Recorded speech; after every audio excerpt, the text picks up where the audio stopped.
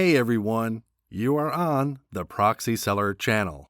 My name is Max, and in this video I'll show you how to set up a proxy in the Maxthon Cloud Browser. To get started, launch your browser and log in. Click on the menu at the top right.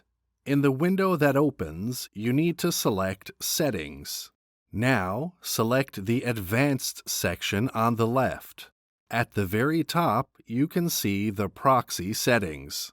Make the Use Custom Proxy Setting box active. Now click on the Add button below to add a new proxy. Another window will open, and in the first field, enter the name of the proxy. Select the protocol type below. Enter the IP and port of your proxy. If your server is free, then you don't need to enter anything else. And if it's personal, then enter the proxy username and password below. When everything is entered, click on the OK button.